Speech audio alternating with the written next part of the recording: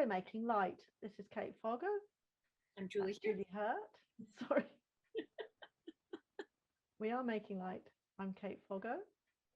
And I'm Julie Hirt. And we'll start with judgment. Now, we did do judgment and normalcy, perhaps in a different context, but let's just go for judgment. Tell me about judgment, Julie. Yeah, it's I know it's something I'm very much working on in this lifetime. It is something that I'm working on in this lifetime, and it's been actually a theme of late. When you say working on, you mean working to overcome? I guess so, but now that I even think of, because I'm judging the judgment, so it's more of understanding what it is. I think, like right now, I'm just having this thought that it's more of understanding what it is in the context of when it happens, so that now that I think about this too, and knowing that I'm doing A Course in Miracles right now, and judgment is a part of that too, but it feels to me now more like a flag of, here's an area in which to work, because the whole thing in A Course in Miracles is, you have fear, you have love, you want to choose love, you want to come at things from a base of love. We are actually all one. Everybody is my, I'm going to say sister, they say brother in Course in Miracles, but that's not a big deal. But we're all one, to love everyone, to understand where everyone's coming from, to forgive the illusion, which, so to me, it's more like I'm going down a rabbit hole, but it's just, judgment is like a little, when I'm like, oh, look at me being all judgy. Oh, wait a minute. There's an opportunity to. So let's define judgment here first. Yes. So my understanding of what you're talking about is when you perceive someone to be anything. Yes. Is a judgment. Yes. We're typically talking about things that we find less than acceptable or less than preferable. So when we extend judgment, we're basically saying this person doesn't come up to the standards that I expect, or the behavior that I expect, and therefore I'm past judgment, and their behavior leads me to make assumptions about underlying attributes about who they are and what they, rather than what they're actually doing. It's the sort of cycle of, I don't like what you're doing, or what you're doing doesn't resonate with me or feels different to me, and then before I know it, I'm making judgments about what that means about you as a person. Mm-hmm. And ultimately we boil everything down to good and bad, as in, therefore you're a so-and-so person, or blah blah blah. Yes, okay. And that's what you mean by your good versus bad one step further, like good as far as good for me, or bad for me, or bad towards me, or yeah. So well, typically that then goes to bad for the whole world in our very parochial, because let's face it, we all think that if something is not good for us, it's inherently evil. Right. Yeah. Mind you, evil is a word. See, I use the word evil a lot, apparently, and whenever I am in this sort of context with people always say, that's very strong language, Kate. But to me, it's just everyday language, which must have come from my mother. You know, everything's good and evil, really. Interesting. Yeah. Evil is may have a whole new context on evil next week, because I'm doing this course in Hildegard of Bingen, and we're going to talk about evil next week, Tuesday. Late. Right, we'll write that down for next week's. Yeah. I actually love the word evil. I think it's one of these words that's not onomatopoeic, which is when it sounds like, but you know, it does have evil to me. The shape of the word, I'm talking shit, but the shape of the word to me has a presence that and maybe that's it. Maybe I don't take evil seriously. I sort of see it as a wicked little imp rather than black dripping horror. Yeah, I'm with you. I don't know if I necessarily see it as a way it's been defined or judged, if we will, because I think there's more to it than that. just like we've talked about in book club, there's more to language than how we currently use it, and that's part of the illusion or separation from the divine. This, we've allowed language to come in between us, kind of a thing too. So like you talk about spin doctors and how they spin stories back and forth so that people believe this way when really it's this way. And yeah, so there's some judgment right there. I was thinking maybe this will lead me to remember what I was thinking about judgment, but I mean, I used to be, maybe I still am. No, I think my mind has cracked open slightly, but I used to be hugely judgmental. That anyone that did anything different from me, I would take to mean not as good as I would do it. And I don't know that I necessarily thought of people as bad because of it, but I would find it excruciatingly annoying. Mm-hmm. Anyone who did anything at work that wasn't up to my standards, which is not standards, this is the way I would do it. I would argue still standards, actually, because I would do things this way because that had to happen and that had to happen, and because I could see the whole process of how if you didn't do all the things that I did, Muggins at the end would have to pick up the shit. All of my judgment, I think, was hugely defensive, really, along the lines of, well, you're not going to do it, therefore I'm going to have to do it, and because you don't do it this way, I'm the one that's going to have to like mop it up later because you're not doing. And this again comes down to agreements. It's like, my understanding of your job is that you do this bit, and if you don't do it as I have defined it, you're breaking this agreement, and therefore I am responsible for picking up all the stuff that doesn't get done. Again, hundreds of unwritten agreements there, all of which I then would take upon myself to, so that's I think that was the context of my judgment. I remember when Gary moved in, things like, even just like washing up, like how people do it, whether you use a brush or a sponge, and if someone does it differently to you, you're like, this is horrible, I can't live with this. Mm-hmm. And he used to leave the washing up bowl on its side to drain, and I was like, gosh, that's a good idea.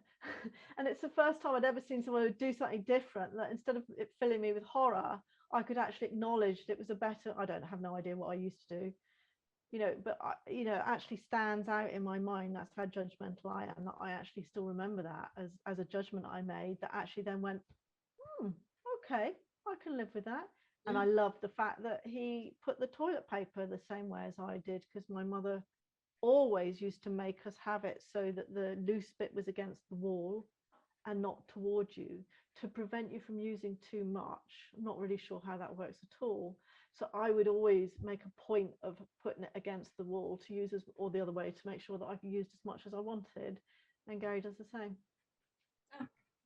Yeah, I'm an over, like it hangs over, if you will. Yes. Yes. Towards you, yes. Yes, I'm an over than an under. That's a big debate sometimes on Facebook. I've seen whole knockdown, drag out fights. I don't think it makes any difference at all, do you? It means that you have to pull it down instead of toward, which maybe potentially you have the context. I think it's if you pull it down, there is more scope for wastage. That would be my opinion. Oh. Yeah, I don't know. Well, yeah.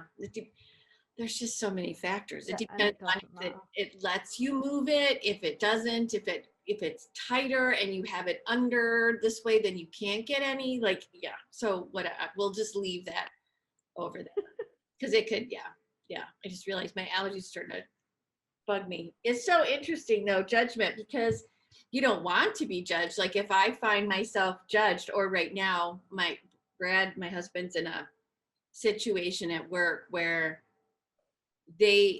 he's not the collaboration and the openness and the idea of they hired him for his experience and his expertise or like his own style. That's not necessarily honored. So it's so interesting to watch him go through this too, because instead of him like, oh, here, they hired me and I bring this to the table, they're like, we hired you and we will fit you into this little teeny round hole, and that is all that you will be able to do. And that's very And it's been building this lesson for him too. So it's really kind of interesting to watch, but he doesn't like the judgment, and I don't like him. I don't like it for him that he's being judged in that way, like it doesn't feel good when I'm judged. So why am I judging others too? Which goes, so what's the judgment? That he's not able to, he can't be trusted to do his own thing? yeah, that he has to do it their way, only their way, and no new way is allowed, no new expansion of creativity, because he's in a creative business too, right? So it's really kind of interesting if you think about Abraham Hicks or whomever and co-creating. It's creativity, it's collaboration, and it's none of that. I don't know actually why, what about him appealed to them, because they're trying to take everything that he is good at and get rid of it and put him in this cookie cutter. It's bizarre. Because people have an idea about what they want. We used to go through this with hiring all the time. People have this idea about what they want, and they want people to be creative, and they get all these buzzwords and they go along with it all, and then you realize actually what they need is something completely different from what they think they want. If they actually just want a yes man, or they just want someone who's going to follow rules and that, but they can't see that by getting someone who's just going to follow rules, that they're actually going to be getting somebody who has no creativity or isn't prepared to show their creativity because they're not confident enough or whatever. It's a big problem. And I just think the corporate world in general, I mean, I worked with so many brilliant engineers, and we were just stifled because there was never. Now, I did work in an environment where we were respected. I absolutely were respected for creativity and all of that, but there just wasn't time, and it had to be done. And yes, we understand all that, but this time we'll just get it out the door, get it out the door, get it out the door, get it out the door. If you don't get it out the door, we're all fucked anyway. So just get it out the door. Yes, so we were all respected. It wasn't that we were mashed down intellectually, but it was ultimately you were crushed because you could never ever do a good job, and I never understood.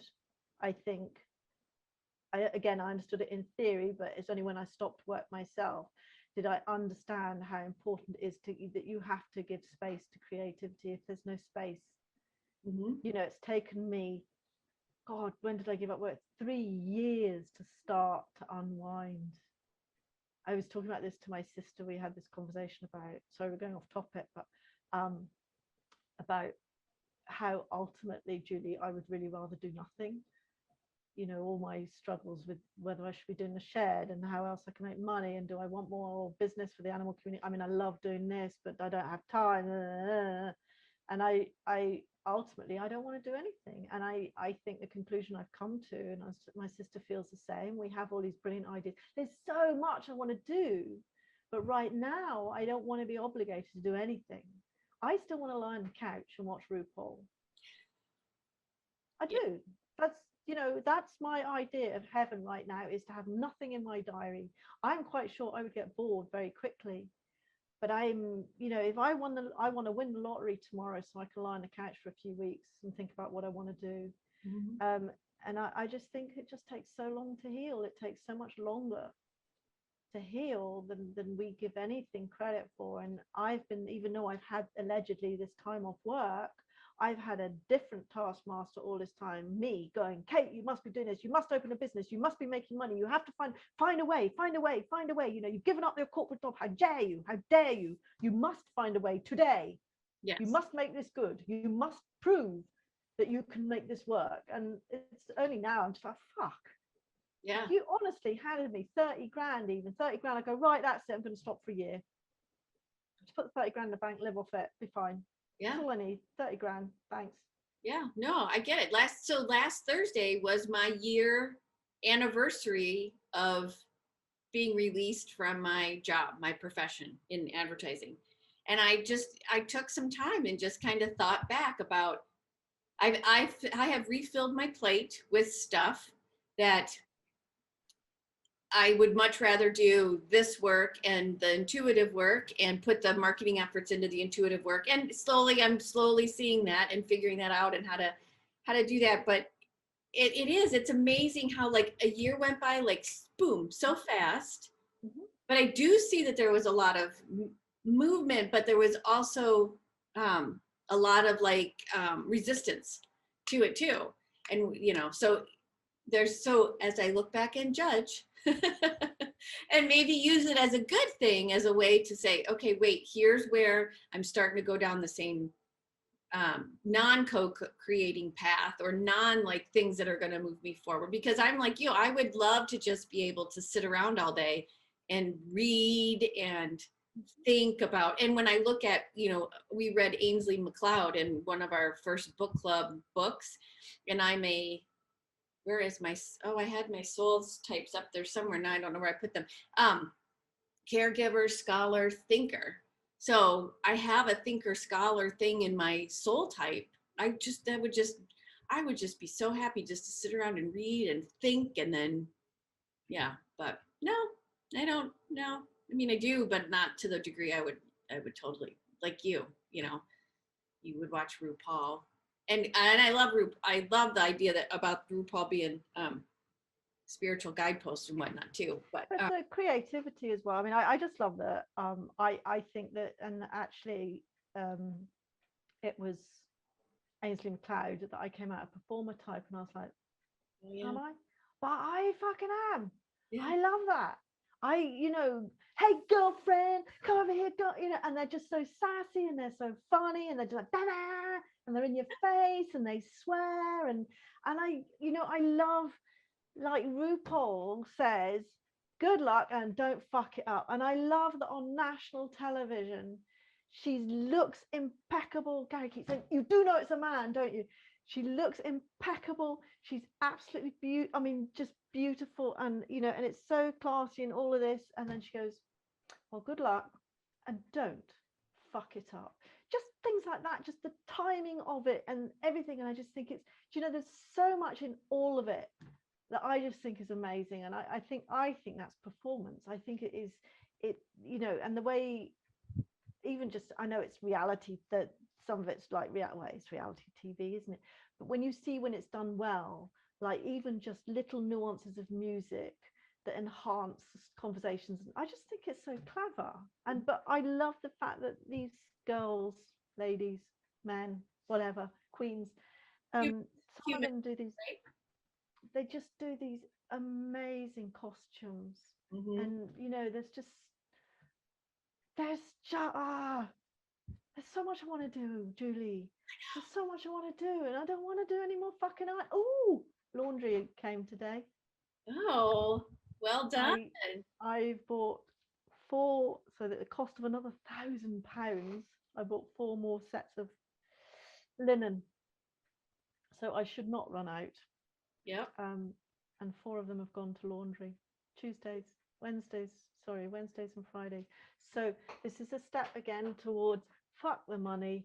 I have to get on with my life. I will make less money, but I'm making more space in my life to do. But more money could come because you'll have the space. Well, let's hope so. I do see that I need to make the space first, because this is a classic catch-22, isn't it? Yep. And you're the same. Like, since you gave up your job, you've jammed it full of other stuff and the only person you're trying to prove it to is you, because I bet Brad doesn't say you must make money. Or maybe he does. No, I felt like joke. I don't know. Sometimes jokes. We have these conversations all the time. Yeah, Gary gets the whole, well, what are we going to live off type thing, you know. But I think my judgment is far greater than his, and I impose that on him. Yeah. Don't get me wrong. I think that, I suppose I felt, because I earned quite a lot more than Gary previously, I was very scared of giving up my, you know, we don't have like a fucking 5-star lifestyle or anything like that, but we have got used to having holidays, nice holidays. And the thing is, I don't go on holiday anymore. Gary still goes.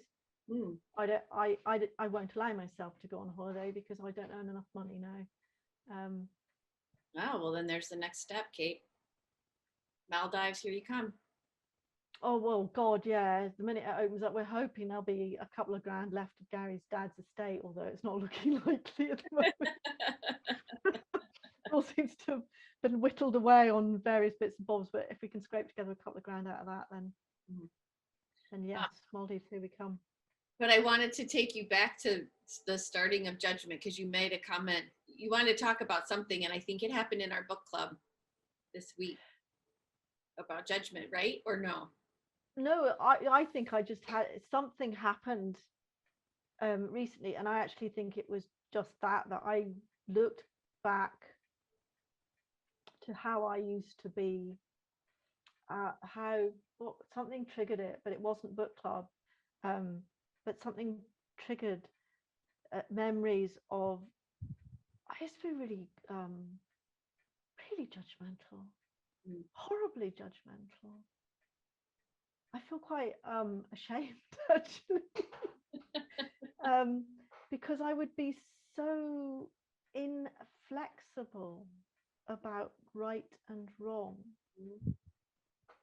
so sure that what I did was correct and fair and all of these things. And I'd like to say it was all based in love, but it wasn't. It was all based in ego. That I am terrified. That's so nice. I find it's a real big juxtaposition because I think I'm very open as a person, but my fear of being wrong is massive. I think it's less so now.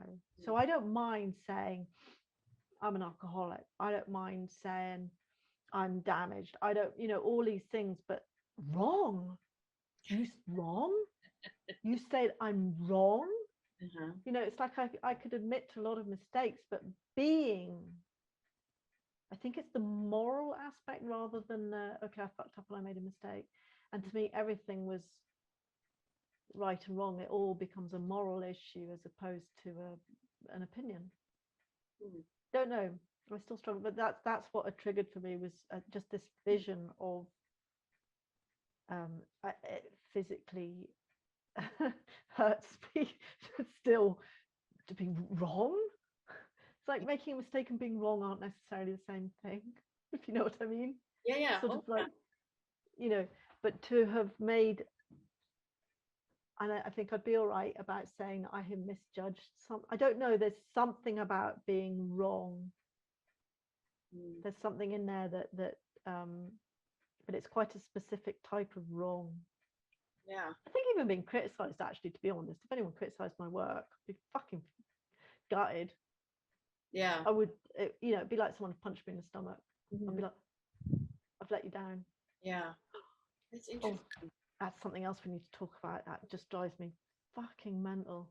Because it's a judgment too, if you're wrong. And even when we talk about things like from the perspective of like Matt Kahn or I'm trying to think of some of the other books even, or just even our teacher Danielle McKinnon, like there really is no wrong.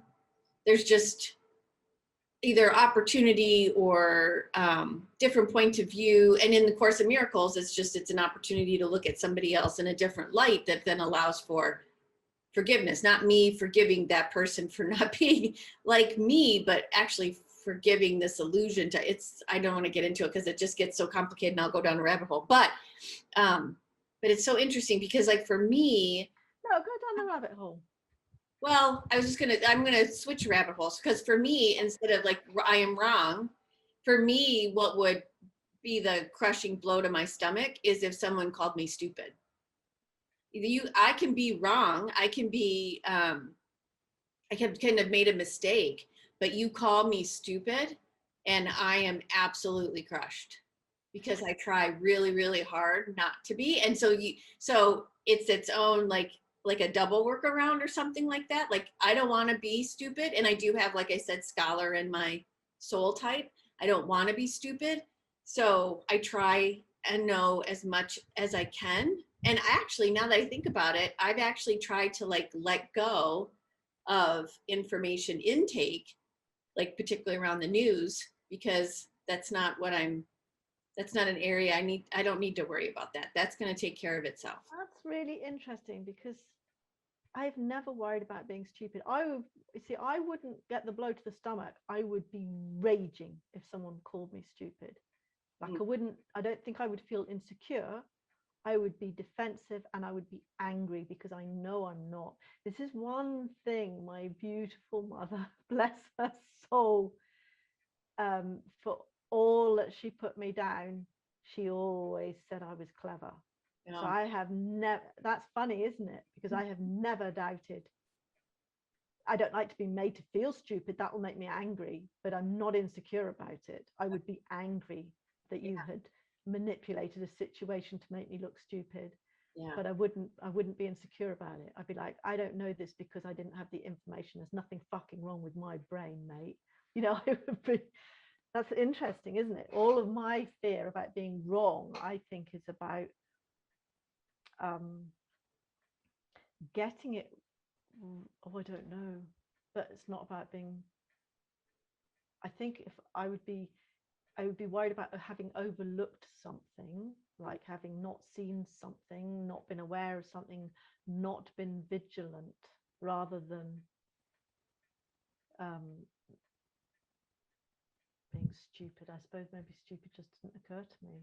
Yeah, no. But I suppose it's just something different. It's just how it's wrapped up. So, I mean, it's probably the same mistake or the same situation. But if you wrapped it up in stupid, I'd be angry. If you wrapped it up in you're negligent, I think that would be like my horror, that I had been negligent in some way. Oh.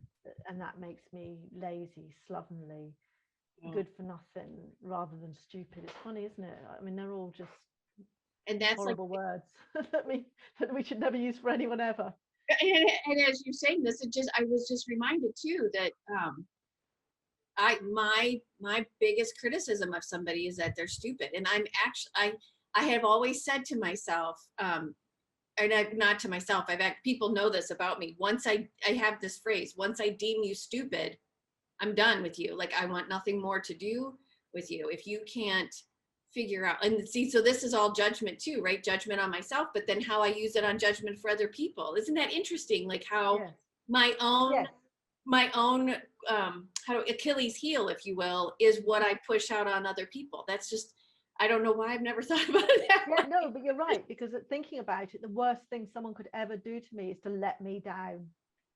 Like, it's, you know, if I could forgive a lot of things, but if you let me down, because to me, that's all intrinsic in your worth. Yeah. Is in how reliable you are, how devoted you are, you see, all these words I think should be banned from the English language. You know, disappointed, approval, that, you know, two sides of the same coin. I was watching RuPaul and I've just discovered they do this Untucked, which is basically the sort of backstage, what happens backstage when it's all happening. So it's just, but I've only managed to find from series 11. So there's 10 series out there that I've never seen. Oh my God. Just started watching it. Hey? The opportunity. Oh, I know. I've been Googling like mad. Where can I find? But you see the queens when they've actually been eliminated and they leave, and one of them collapses in a heap backstage in tears because they are so disappointed. Now I get that, but I'm also like, oh my God, it makes me want to cry that we've built our whole world around how pleasing we are to other people. This is awful. Yeah, this is awful. You know, I'm just like, I see the side of it that RuPaul shows them and teaches them, and they all do each other. They're so supportive of each other. Well, when they're not, but you know, of being individuals and of being who they want to be and being unapologetic. One of them uses the word unapologetic, and I think that's great. Being unapologetic. And even though she, for example, they call her a loudmouth and all of that, and it's true, because, you know, we'll go, yeah, be an individual, oh, but not too much. Right. You know, but you know, so there's still the judgment in me, and I'm going, no, she's right. It's okay that she's too much. Yeah. You know, we've all been too much. I you know, but the other side of that is this need and this to be approved of, and to be, you know, they say, oh, I feel like I've let my fans down. I feel like I've let my family down. I feel like my family will be disappointed. And you're just like, oh my God, is this all we do all our lives? You're doing the most brilliant, amazing thing you've ever done in the world. And you're worried about how it looks to other people. This is such a sad indictment of our society. I know, that's so, and I just was thinking about what you were saying with how this year has been for me. And this, because part of it is like trying to find my voice. So I have allowed myself to think no one can find out if I am stupid. So therefore, like, I wouldn't talk in meetings, I wouldn't share my opinion, and oh yeah, it shuts me down. And this whole, since actually working with Danielle too, the last 2 years, so before I even lost my job, starting to learn all of this type of stuff and coming, and I'm, clearly I'm not even close to being done yet, but now, and this, with the more I speak, the more I find, oh, I have more to say, the more that people may want to hear from me. Like, it's just, it starts to really kind of come in, and it's like, oh, well, no one's stupid. Everybody has their own thing that they're working on. Like, I don't know where I was going with that, but that was my little thought. What's your hang up about being stupid? About being stupid? What's my hang up? Is that what I mean, are you, because my mother used to make jokes about her being stupid, and her point was, I'm thinking my mother and completely missing the point as usual, but her point was that she didn't, no, because she did have a degree. I mean, are you not educated to a certain level, or again, I don't equate that with being stupid at all, but some people do. Why do you have a hang up about stupid? Were you called stupid? Did you have a very intelligent sibling, or No, I've never been. why stupid? No, and I've always been given, no, I want to say, like, my whole entire family, we very much value education, books, conversation, all of that. Why I've ever felt that, I don't know. I might have Were to. you very good at school? Yeah. So that became your prize, your intelligence. Yeah, Maybe it's that. I think it became more about, as I'm just sitting here thinking, I think it became more about believing that people didn't want to hear what I had to say. And I equated that with being stupid somehow. Because in your family, only intelligent conversation got listened to, or it might have been something you cobbled together at an early age. Yeah, or I may have said something at some point in time with a different perspective. And called stupid, because that is the first reaction when people feel challenged. Yeah, or interpreted their reaction as me being stupid. I have a feeling it was all me internally. Well, let's not take all the blame, because I must admit, I mean, I can hear my mom saying, "Don't be stupid." Oh, I did get but in a way, I suppose maybe again that's just the use of the word. Her saying that to me did not mean I was not intelligent. She's saying, "Don't behave like that," is what she's saying.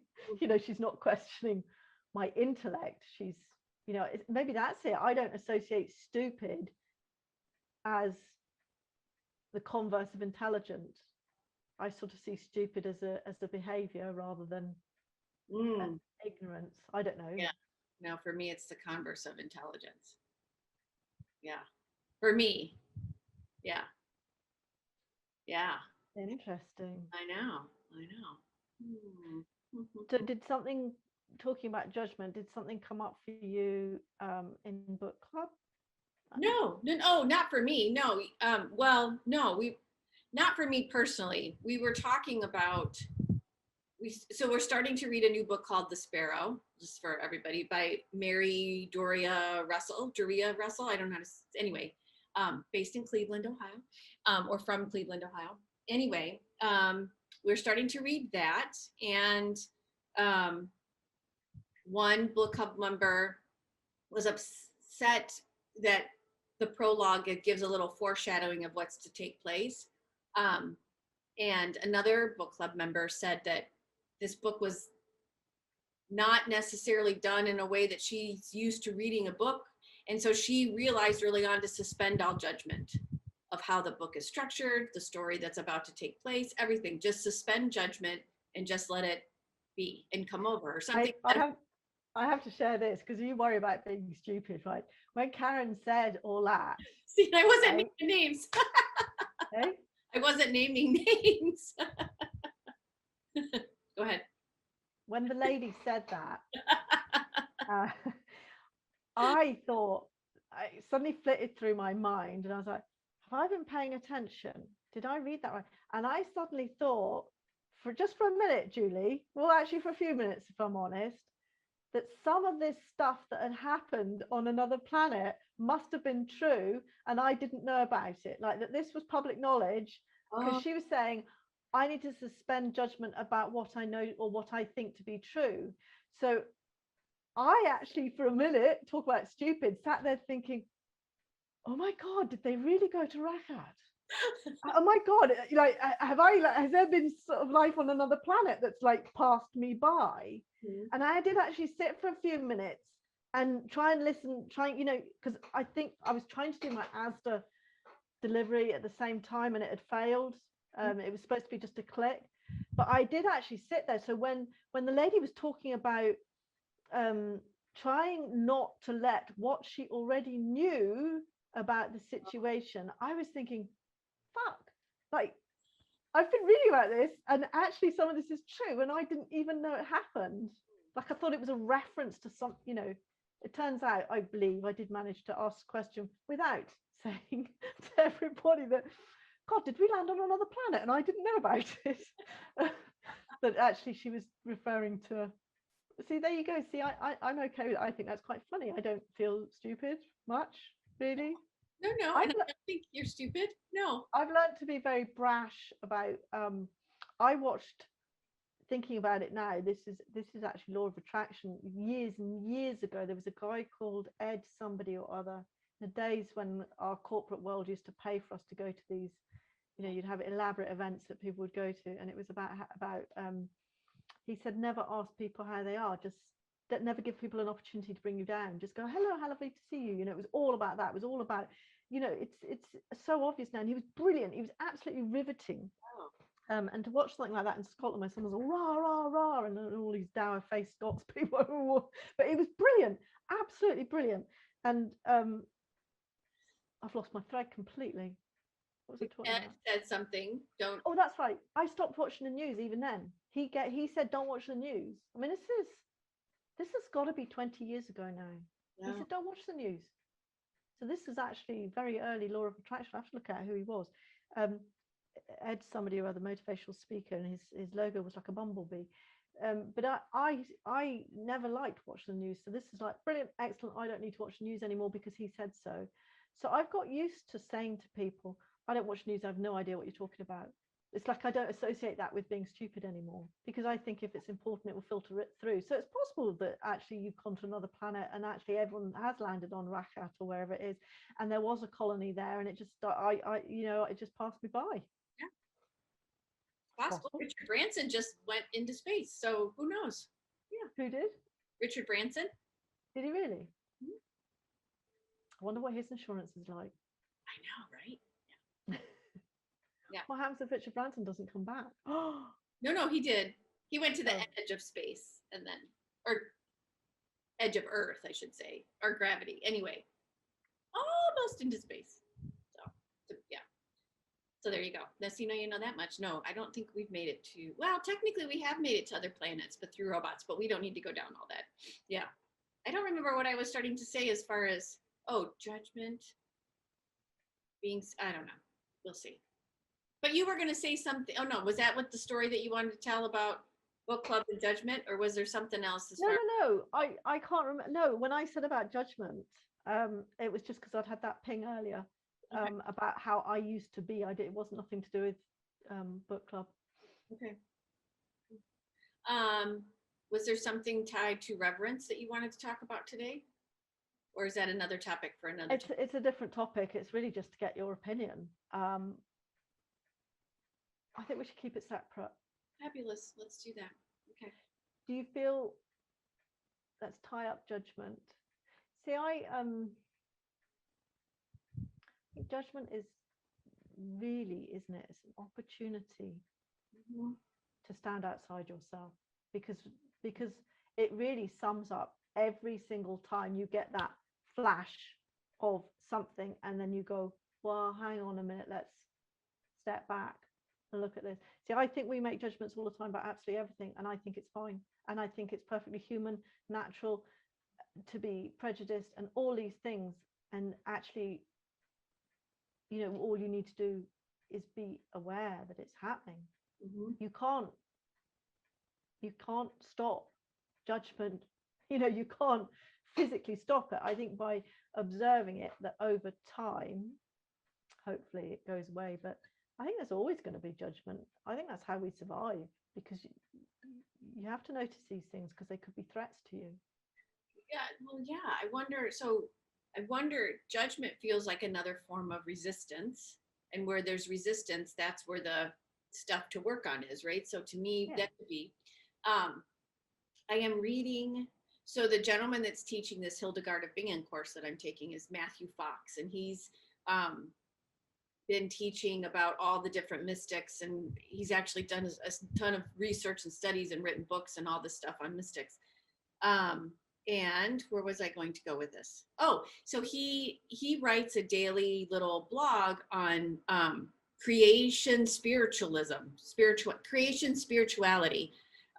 which I'm not going to get into right now. Anyway, but what he was saying was, today he's talking about Richard Branson going into space, and that Jeff Bezos is going, and Elon Musk, and it's the people that have money that are moving out of space. And I'm not quite sure where all he's going with it just yet. I have to kind of reread. But the other thing that he's really talking about is, in that movement of going to space, there is also this opportunity of looking at inner space.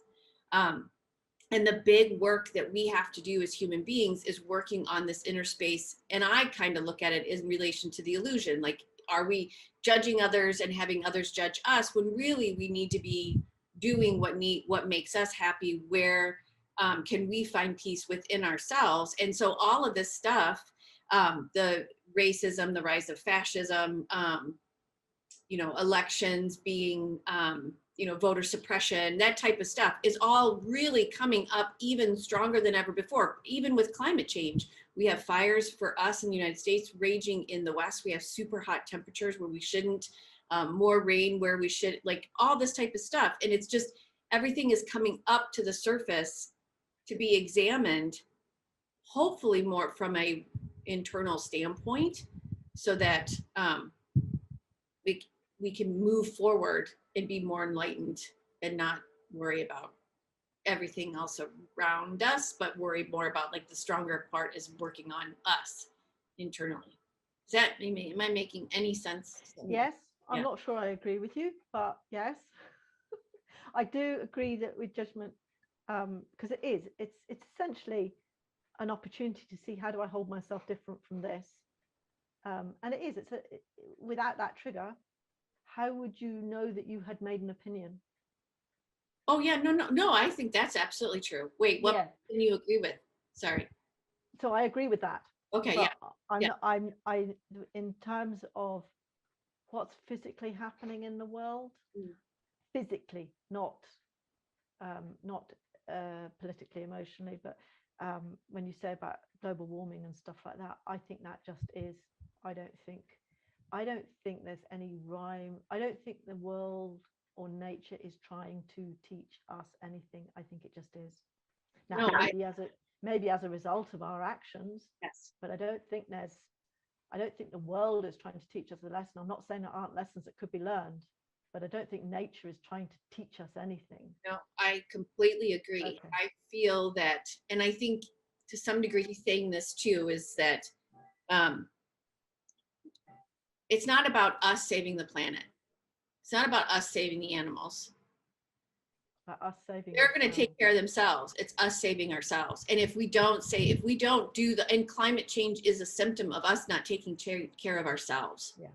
Okay. And I will say, not taking care of our or honoring our connection to everything else, because we have disconnected from everything else and felt like, and either held ourselves, depending on who you are as a human, held yourself superior or held the human race as superior or whichever through your action, whatever, that disconnection has become amplified. And all that's happening is because we're disconnected and this is connected. It's just the balance is out of whack. And so this is going to do whatever it needs to do to survive, as is this. But what is, if we could understand that it's all connected, wouldn't survival be easier? I don't know, but that's More pleasant as well for everybody. Yeah. So, but yeah, judgment on all of it. Should we wrap it up and then we can move on to reverence? That's cool. Just a question. We can do that. So should I do an outro? Thank you for joining us for this week's episode of Making Light, Two Humans Being. I'm Julie Hiert. That's Kate Foggo. We're going to continue to work this week on noticing where we judge and hopefully do better. We'll see where we go. Watch us next time. Like, subscribe below, and also give us feedback and tips too. Super appreciate it. Thank you so much.